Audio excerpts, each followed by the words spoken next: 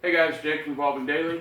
Getting ready to go on a 4-night trip, and rather than stay at a hotel, I'm going to modify my 2010 Kia Soul to where it will accept a twin size mattress, and with a little bit more work you could actually fit a full, and it'll be 8 foot long. So let's go ahead and take a look at it.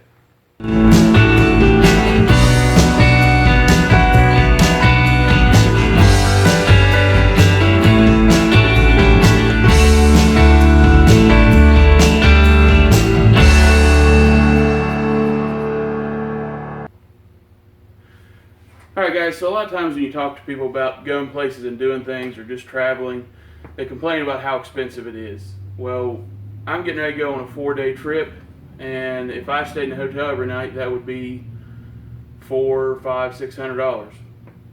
Well, an easy way to combat that and to do it almost free other than the cost of gas is to sleep in my car. I'm a big guy. I'm 6'2", 300. I can't curl up in the back seat and go to sleep. I've tried it, doesn't work. And this is a small car, the 2010 Kia Soul. So one thing I've done in the past is lay the back seats down and try to sleep back there. And even then I still have to curl up into a ball. Because even with the back seat folded forward, it gets pretty flat, but you still only have about 4 feet with the front seats in place to be able to lay out. So what I'm going to do, we're going to fold the seats down. I'm going to build a frame where the passenger seat would be. I'll take it out whenever I get there. I'm going to build a frame there that will stow away, and whenever I get there I can put it in place. And it's going to make it, I think, about the size of a twin size mattress, and I'll just put an air mattress from here up through there and have storage on this side. It's going to give me right around 8 feet, so that's longer than the mattress, and 31 inches side to side. And the 31 inches is only at the driver's seat, so it'll be able to go around that. It'll obviously be wider in the back. But it's going to be super simple. I'm going to build it very cheap, almost free, because I have a lot of scraps laying around. This isn't something overly complex that nobody else could do. Putting a few screws and some 2x4s, and if you want to get fancy, I'm going to build some stowaway legs for it that fold up into it like a table. And anybody could do it. So we'll go ahead and take a look at how I built the frame and the legs, and then we'll put it in the car. Alright guys, so this is obviously after the fact. The frame's already in, but I wanted to show you whenever I measured 5 or 6 different places this way, because you need to find the narrowest point of where this is going to go.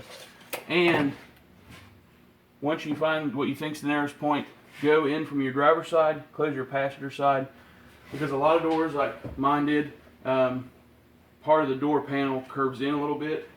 So right around in here was one of my tightest places because of the way the door curved in. But just measure, find your width, find your length, and I took a little bit off of that.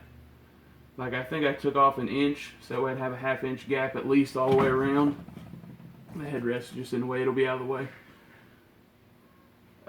Whenever you get your measurements, take off some. It won't kill you to have a little gap there.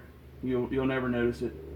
And if you're doing this, obviously, to put in a queen size bed, take out the driver's seat, make your frame so it'll go over your middle console, and you can put a real big bed in here. Alright guys, so apparently the camera was having an issue earlier when I did all the framing. But once you have your measurements, it's very simple. This length I think is 42, 21 wide, so I cut 2x4 21 wide, another one 21. This is 42, but since we have 2x4s on the outsides, cut it at 39. This one's not 21, it's 18, because again, 3 inches once you count both 1.5-inch boards.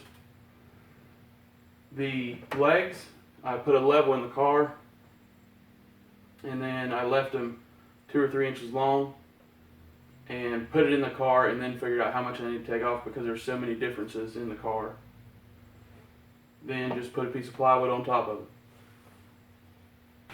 And to fasten it all together,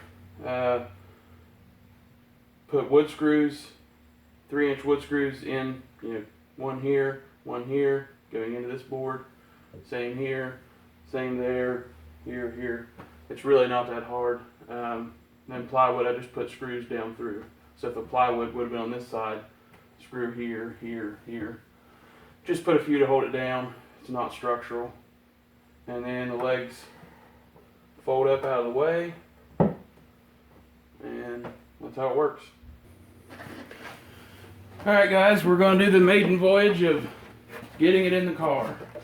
It should just kind of serpentine in.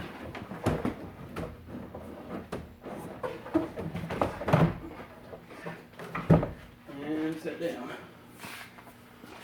So there's our sleeping platform. It's not fancy, it's not pretty. I was talking earlier about how leaving the legs long so you can cut them all to get it level, because the front pan is going to be a different height than the rear.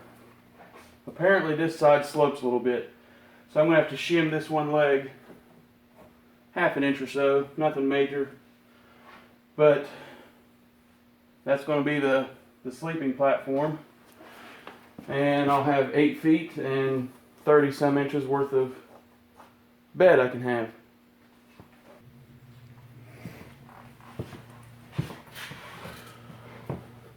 Alright guys, so here is my frame. It kind of stores away, it goes right against the back of the seat of the car. If you wanted to have your seats up, or you could lay them flat. But whenever I get there, I'll take out my passenger seat and fold these down, put the frame in, put in my mattress. I'll have the bed over here, 8 foot by 30 inches worth of sleeping space. And then probably from here over up to the driver's seat, I'll have a cooler and my bag and stuff like that. I think it'll work out pretty good. I'll probably make a few videos while I'm actually out camping, just showing you what works, what doesn't, if I find any little tips and tricks. If you're doing a Kia Soul or anything, I'll put my parts list below with all the measurements and schematics, or a link to them or something. But it's really not that hard. Anybody can figure it out. So if you guys have any questions or comments, put them below.